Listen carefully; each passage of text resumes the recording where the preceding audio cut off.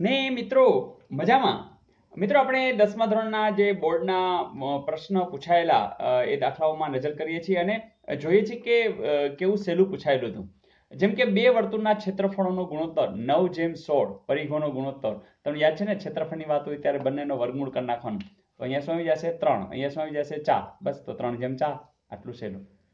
ન સમજાય તો જો ક્ષેત્રફળો, દાખલા તરીકે એકને r² કહી દી, બીજાને સ્મોલ r કરી નાખી, બરાબર? એટલે બે વર્તુળોના ક્ષેત્રફળનું સૂત્ર ખબર છે, πr². પાઈ તો ઉડી જવાના છે. એટલે કે તમને r² ના છેદમાં r², 9/16 આપ્યા છે.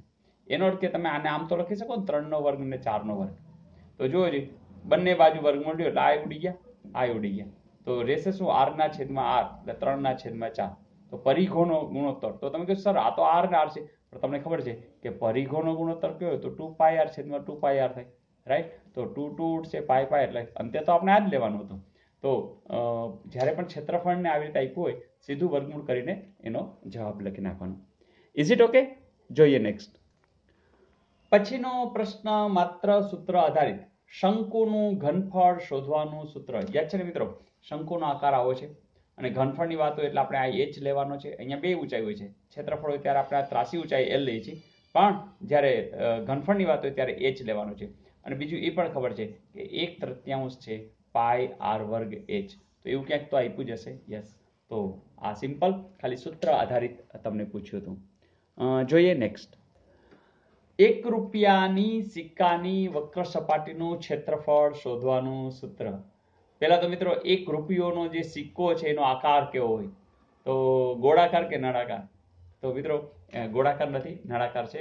કારણ કે સિક્કાની જો તમે થપ્પી કરો ને, તો જો થપ્પી આવી દેખાય, આ કે ના આવી આખી થપ્પી દેખાય ને, તો આ સિક્કાની થપ્પી છે, એટલે તમને ખબર પડી કે નળાકાર છે.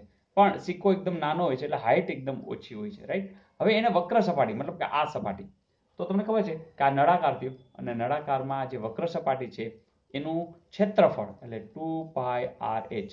તો આવું ક્યાં કેણે આપ્યું હશે? તો યસ, માત્ર વક્ર સપાટીનું જ પૂછ્યું છે. ઉપર નીચેનું જે તળિયું છે એનું કંઈ પૂછ્યું નથી. તો 1 રૂપિયાની સિક્કાની વક્ર સપાટીનું ક્ષેત્રફળ શું થશે? 2πrh. Is it okay? જોઈએ નેક્સ્ટ. મિત્રો પછીના પ્રશ્નમાં નળાકારનું ઘનફળ 1408 સેમી ઘન અને તેની ઊંચાઈ તમને 7 સેમી છે. તો નળાકારની ત્રિજ્યા શોધો. મિત્રો જ્યારે નળાકારની વાત હોય ત્યારે તમને ખબર છે આ એની હાઈટ છે, આ એની ત્રિજ્યા છે, અને સૂત્ર યાદ છે ને, શું છે? πr²h. તો બસ અહીંયા ઘનફળની વાત છે અને πr²h ની વાત છે. તો શું શું આપ્યું છે? તો ચલો, ઘનફળ આપી દીધો છે v, એટલે તમને આપ્યું છે 1408. બરાબર. પાઈમાં એને કંઈ કહ્યું નથી, પણ આપણને ખબર છે કે અહીંયા ક્યાંય પાઈ ન હોય તો પછી કિંમત મૂકી દઈ, જેમ કે 22/7. પછી r નો વર્ગ, તો તેની ઊંચાઈ 7 આપી છે, તો એ તો શોધવાનો છે, એટલે r વર્ગ તો એમને રાખીએ. અને h એટલે કેટલું છે? 7.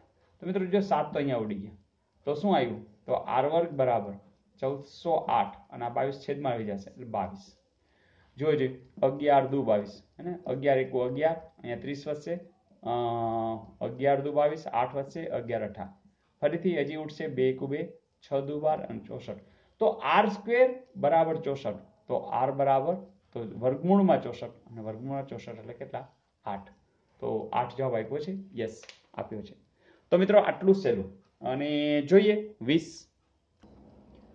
મિત્રો પછીનો જે પ્રશ્ન છે ને, બહુ મસ્ત પૂછ્યો છે, કે જેમાં તમારે સાબુનો ઉપયોગ કરવો પડે. મિત્રો સાબુ એટલે સામાન્ય બુદ્ધિનો ઉપયોગ કરવો પડે અને તમે જરૂરથી એનો જવાબ મેળવી શકો. વાત કેવી કરી કે નીચે દર્શાવેલ બંધ આકૃતિનું કુલ ક્ષેત્રફળ શું થાય? મિત્રો એક થોડીક પ્રિન્ટિંગ મિસ્ટેક છે કે અહીંયા જે 4 છે ને, અહીંથી અહીં સુધીનું અંતર નથી, પણ એ અંતર અહીં સુધી હશે, એટલે મતલબ 4 છે ને અહીં સુધી જશે. બીજી વસ્તુ, આ જે છે ને એ અહીંયા નહીં હોય, તો આ ક્યાં હશે? તો આ અહીંયા હશે, રાઈટ? અહીંયા હશે. તો આવી કંઈક વાત છે. તો હવે શું થાય તમે જ કહો. જો આ 3 છે, આ 3 છે, આ 3 છે અને આ 3 હોય કે નહીં, એ જ રીતે આ 4 છે, આટલો 4 છે, આટલો 4 છે, તો આ પણ 4 હોય કે નહીં. તો અહીંયા તમને કાટકોણ ત્રિકોણમાં આ 3 છે, આ 4 છે. તમને ખબર છે ત્રિપુટીમાં આ શું હોય? 5. તો આ 5 હોય, બરાબર. પણ કંઈ જરૂર નથી મિત્રો. આપણે શું કરવાનું છે? કુલ બંધ આકૃતિનું ક્ષેત્રફળ શોધવાનું છે. તો જો આનું શું થાય? તો 3 નો વર્ગ એટલે કેટલા થાય? 9. આનું શું થાય તો કે આ ચોરસ છે, એની બાજુની લંબાઈ કેટલી 4, તો 4 નો વર્ગ એટલે શું થાય 16. હવે રહી વાત આ, તો તમને ખબર છે કાટકોણ ત્રિકોણમાં જે કાટખૂણો સમાવતી બાજુ કોણ છે 3 ને 4, ઈ બેના ગુણાકારથી અડધું, કારણ કે 1/2 BH પાયો ગુણ્યા ઊંચાઈ, તો એકને પાયો ગણો તો બીજી હાઈટ થઈ જશે, આને પાયો ગણો તો આ હાઈટ થઈ જશે, એટલે કે બંનેના ગુણાકારથી અડધું. તો જોજો 4 તેરી 12, એનો અડધું એટલે 6. બસ આ જવાબ. તો આપણી સામે રેડી જ છે. 16 ને 9 25 ને 6 31. 31 જેવું ક્યાંય છે? Yes, exactly. તો મિત્રો મજા આવી.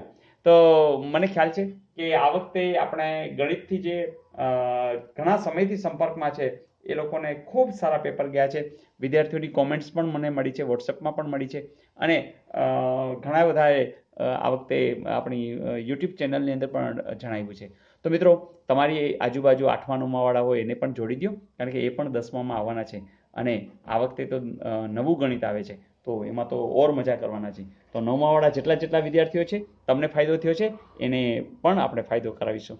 તો મિત્રો મજા આવી તો તમારી કોમેન્ટ્સ લખતા રહેજો, હું પણ વિડીયો બનાવતો રહીશ, પૂરેપૂરું પેપર આપણે ટ્રાય કરશું કે આખું સોલ્વ કરીશું. તો ઇન ટચ રહેજો. હજી કેટલાક લોકો એવા છે કે જેને સબસ્ક્રાઇબ નથી કર્યું મિત્રો, તો એ ખાસ કરજો.